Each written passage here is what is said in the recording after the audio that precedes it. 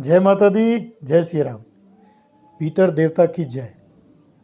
पितृपक्ष प्रारंभ हो चुका है। आज 17 सितंबर से लेकर 2 अक्टूबर तक यह पक्ष लगातार जारी रहेगा।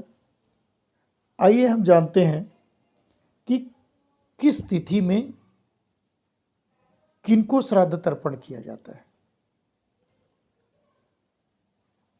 इन पूर्णिमा से लेकर प्रथमा तिथि और सर्वपितृ अमावस्या तक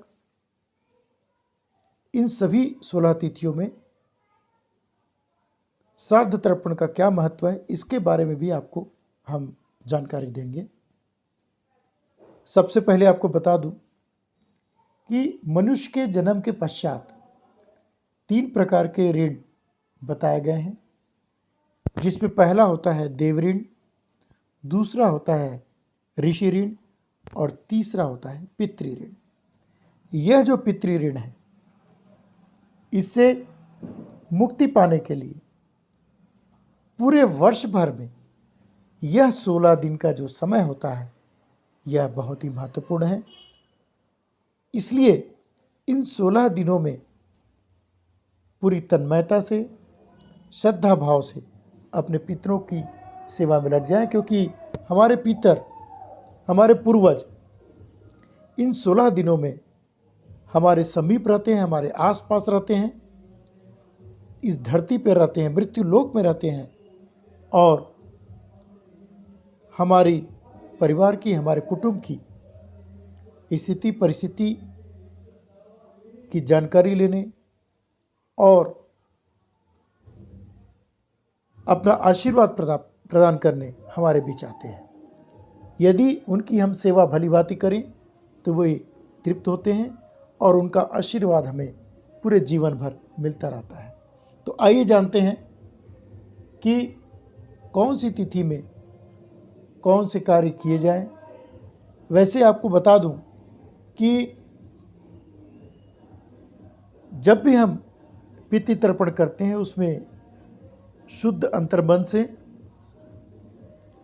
मध्याह्न काल के पश्चात, कहने का मतलब सुबह 11:30 के पश्चात ही पितृ तर्पण करना चाहिए। कभी भी सुबह सुबह या संध्या काल में या रात्रि में पितृ तर्पण नहीं करना चाहिए। कुछ आवश्यक वस्तुएं जो आपके आचार्य जी हैं, गुरुजन हैं, उनसे आप सलाह लेकर अलग अलग क्षेत्रों में जिस प्रकार की प्रथाएं हैं, अपने परिवार में बुजुर्गों से आप जानकारी लेकर भी कर सकते हैं। वैसे विशेष तौर पर जल, तांबे या चांदी का पात्र, कुश, जौ, इन चीज़ों का और यज्ञोपवीत, इन चीज़ों का महत्व पितृतर्पण में विशेषकर होता है।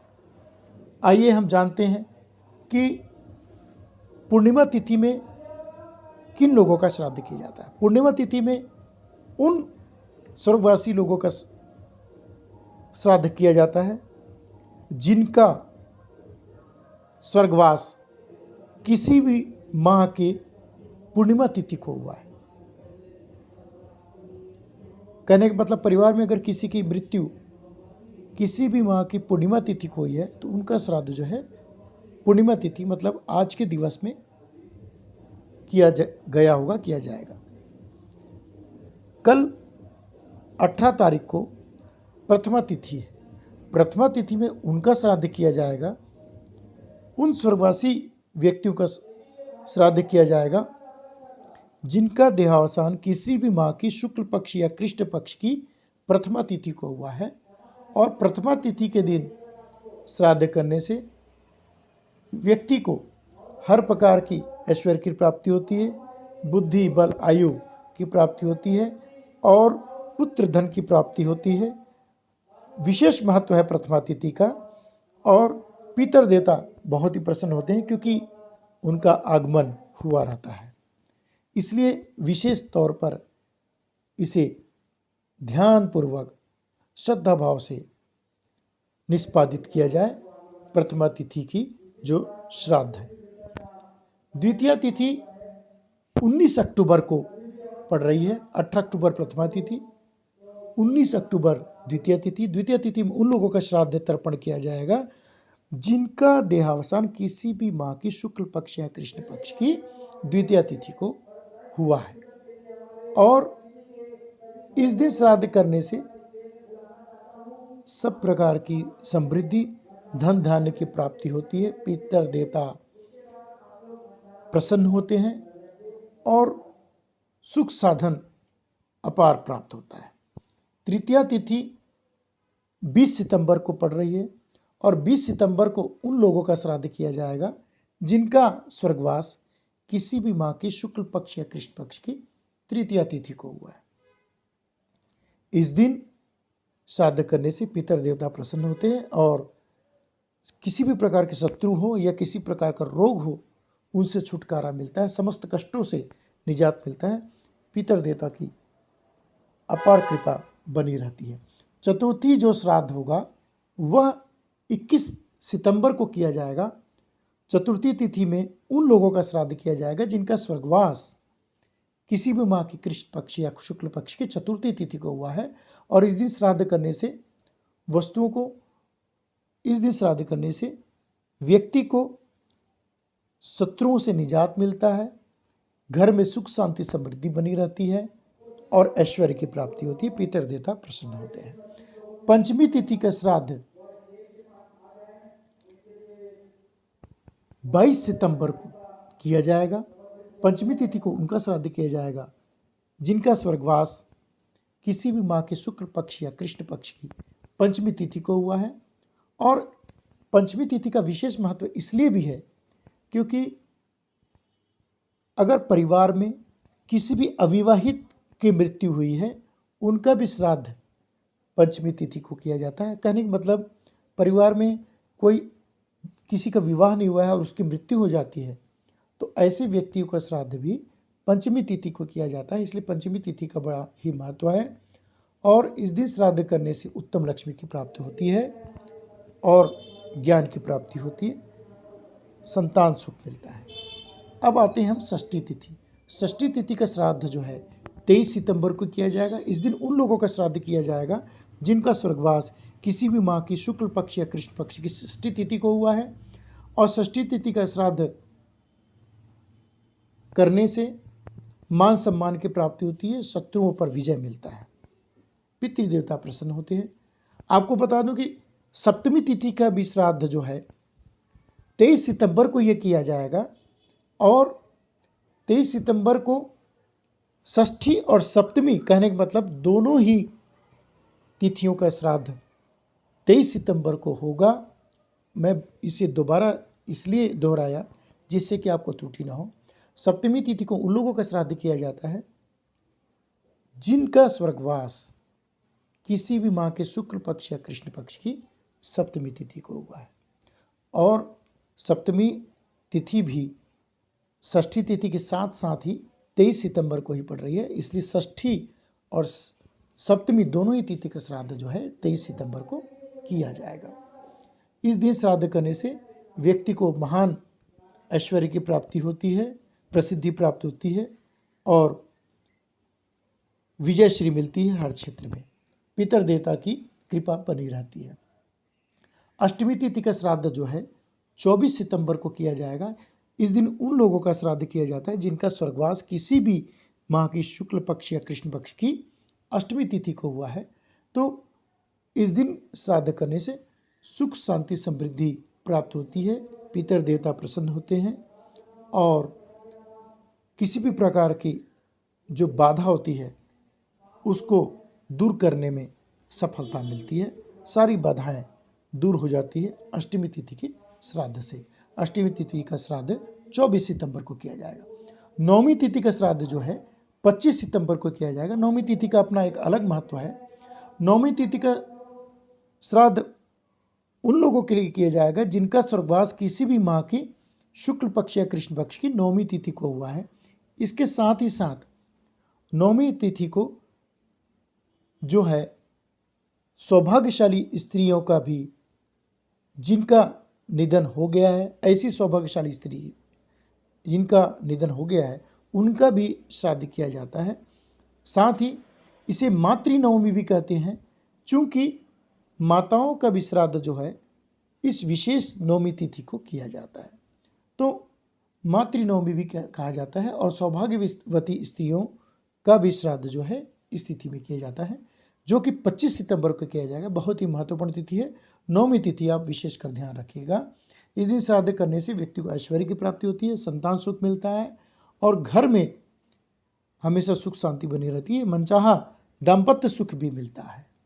10वीं तिथि का श्राद्ध जो है 26 सितंबर को किया जाएगा। इस दिन उन लोगों का श्राद्ध किया जाएगा जिनका स्वर्गवास किसी भी माह की शुक्ल पक्ष या कृष्ण पक्ष की 10वीं तिथि को हुआ है। इस दिन श्राद्ध करने से ऐश्वर्य की प्राप्ति होती है, लक्ष्मी की प्राप्ति होती है और कभी भी उन्हें धन की कमी नहीं होती, धन संपदा हमेशा घर में बनी रहती है। एकादशी तिथि का श्राद्ध जो है 27 सितंबर को किया जाएगा। 27 सितंबर को उन लोगों का श्राद्ध किया जाएगा जिनका स्वर्गवास किसी भी माह की शुक्ल पक्ष या कृष्ण पक्ष की एकादशी तिथि को हुआ है। और इस दिन श्राद्ध करने से बहुत ही पुण्य की प्राप्ति होती है, विष्णु लक्ष्मी की कृपा हमेशा बनी रहती है। एकादशी तिथि का अपना एक अलग महत्व है और उसे कभी भी धन की कमी नहीं होती और वैकुंठ की लोक की प्राप्ति होती है, पितर देवता की कृपा हमेशा बनी रहती है। आइए हम आते हैं द्वादशी तिथि। द्वादशी तिथि का श्राद्ध 29 सितंबर को किया जाएगा। ध्यान रखिएगा तिथि और तारीख। द्वादशी तिथि का जो श्राद्ध है वो 29 सितंबर को किया जाएगा। द्वादशी तिथि को उन लोगों का श्राद्ध किया जाता है जिनका देहावसान किसी भी माह के शुक्ल पक्ष या कृष्ण पक्ष की द्वादशी तिथि को हुआ है। साथ ही जिन लोगों का स्वर्गवास, ऐसे लोग जिनका स्वर्गवास संन्यास लेने के दौरान हो गया, सन्यासी बन गए, कोई कभी होता है ना ऐसा कि परिवार में कोई संन्यास ग्रहण कर लिया, तो ऐसे सन्यासी लोगों का जिनका हमको तिथि नहीं ज्ञात होता है उनका भी श्राद्ध जो है द्वादशी तिथि को किया जाता है। कहने का मतलब सन्यासी को भी श्राद्ध जो है द्वादशी तिथि को किया जाता है। इसलिए द्वादशी तिथि का भी बहुत ही महत्व है और इस दिन श्राद्ध करने से घर में सभी प्रकार की सुख शांति समृद्धि प्राप्त होती है। कभी भी अन्न की कमी घर में नहीं होती, अन्नपूर्णा माता की अपार कृपा बनी रहती है। और अब हम आते हैं त्रयोदशी तिथि। त्रयोदशी तिथि का श्राद्ध जो है 30 सितंबर को किया जाएगा और इस दिन उन लोगों का श्राद्ध किया जाएगा जिनका देहावसान किसी भी माह के शुक्ल पक्ष कृष्ण पक्ष की त्रयोदशी तिथि को हुआ है। इस दिन श्राद्ध करने से व्यक्ति को श्रेष्ठ बुद्धि, संतति, धारणा शक्ति और दीर्घायु और ऐश्वर्य की प्राप्ति होती है। जो आने वाली जो पीढ़ी है वह अपार ऐश्वर्य को प्राप्त करती है, धन संपदा को प्राप्त करती है, कुल का नाम रोशन करती है और इसलिए इस तिथि का भी बहुत ही ज़्यादा महत्व है। त्रयोदशी तिथि 30 सितंबर को है। चतुर्दशी तिथि का श्राद्ध 1 अक्टूबर को किया जाएगा। चतुर्दशी तिथि का बहुत ही महत्व इसलिए भी है क्योंकि इस दिन उन लोगों का भी श्राद्ध किया जाता है जिनका स्वर्गवास अकाल मृत्यु की वजह से हुआ है। अकाल मृत्यु कहने का मतलब यह है चाहे जल में डूबने से या अग्नि से जल जाने से या किसी भी प्रकार की दुर्घटना अर्थात एक्सीडेंट हो जाने से, आत्महत्या, इस प्रकार की जो आकस्मिक जो मृत्यु होती है जिसको हम लोग अकाल मृत्यु कहते हैं, इस प्रकार से स्वर्गवासी जो हो गए रहते हैं, ऐसे लोगों का श्राद्ध भी जो है चतुर्दशी तिथि को किया जाएगा और यह तिथि जो है 1 अक्टूबर को पड़ रही है। 1 अक्टूबर को उन लोगों का श्राद्ध भी किया जाता है जिनका देहावसान किसी भी माह के शुक्ल पक्ष या कृष्ण पक्ष की चतुर्दशी तिथि को हुआ है। इस दिन श्राद्ध करने से व्यक्ति को किसी भी अज्ञात भय का खतरा नहीं रहता है और तमाम जो बुरी छाया होती है, काले जादू का जो भय होता है, यह किसी भी प्रकार का भय नहीं होता है और उसे सब प्रकार की परेशानियों से छुटकारा मिलता है और सुख शांति समृद्धि प्राप्त होती है। आइए हम आते हैं अमावस्या तिथि जो कि 2 अक्टूबर को पड़ रही है। इसे हम सर्वपितृ अमावस्या के नाम से भी जानते हैं और इसके साथ साथ अमावस्या तिथि को, जो कि 2 अक्टूबर को है, उस दिन पितृ विसर्जन भी हम लोग करेंगे। आपको मैंने इस तिथि के बारे में महत्वपूर्ण जानकारी बता दी। अमावस्या तिथि को उनका श्राद्ध किया जाता है जिनका किसी भी माह के अमावस्या तिथि के दिन स्वर्गवास हुआ हो, ऐसे लोगों का श्राद्ध भी अमावस्या तिथि को किया जाता है। साथ ही ऐसे लोगों का भी श्राद्ध किया जाता है जिनकी हमके कोई तिथि ही नहीं मालूम, अर्थात अज्ञात तिथि वाले, जाने अनजाने में जिनकी मृत्यु हो गई है या हमको जिनके बारे में कुछ पता ही नहीं है। तो इसलिए अमावस्या की तिथि, सर्वपितृ अमावस्या वाले दिन प्रत्येक परिवार को, प्रत्येक घर के मुखिया को सर्वपितृ अमावस्या के दिन, अमावस्या तिथि के दिन श्राद्ध अवश्य करना चाहिए, पितृतर्पण अवश्य करना चाहिए। और साथ ही साथ इस दिन किसी ब्राह्मण को भोज अवश्य कराएं और दान करें। यथेष्ट दान जो आपसे हो सकता है, आप उन सब चीज़ों का दान करें। अपने पितृ देवता के तृप्ति के लिए यह दान अति आवश्यक है। दान पुण्य का विशेष महत्व है हमारे सनातन धर्म में। तो आप सभी से निवेदन है कि अमावस्या का दान अवश्य करें और अमावस्या तिथि को श्रद्धा मन से, पवित्र भाव से घर के प्रत्येक सदस्य को पितृदेवता की सेवा में लग जाना चाहिए और घर के मुखिया को विशेषकर अमावस्या का जो है तर्पण अवश्य करना चाहिए और ब्राह्मण भोज कराना चाहिए। और इस प्रकार से इन सभी तिथियों के बारे में मैंने आपको जानकारियाँ दी। आप सबसे मैं निवेदन करता हूँ कि पितर देवता का आशीर्वाद हम सबको मिलता रहे, क्योंकि अगर हमें पितर देवता का आशीर्वाद नहीं मिलेगा, किसी भी प्रकार का पितृदोष हमें लगेगा, तो हम किसी भी पल सफल होने में तकलीफ होगी। और बार बार किसी कार्य को करने में अगर आपको तकलीफ हो रही है, असफलता प्राप्त हो रही है, तो निश्चित मानकर चलिए आप यह जो 16 दिन का पितर देवता को मानने का पर्व है, इसे पूरी श्रद्धा भाव से मानें और इसका पालन करें। अवश्य ही आपके जीवन में सफलता मिलेगी, सुख शांति रहेगी, समृद्धि रहेगी और आप आगे बढ़ेंगे। जिनके संतान नहीं हो रहे हैं उन्हें भी संतान की प्राप्ति होगी, जिन्हें दाम्पत्य सुख नहीं मिल रहा है उन्हें दाम्पत्य सुख की प्राप्ति होगी। इस प्रकार से इन तिथियों का बड़ा ही महत्व है। आप सभी के जीवन में सुख शांति समृद्धि धन ऐश्वर्य बना रहे, ऐसी कामना के साथ मैं आप सभी को पुनः पितृपक्ष में पितर देवता की कृपा बनी रहे, ये कामना करता हूँ। जय पितर देवता, जय माता दी, जय सिया राम, सनातन धर्म की जय।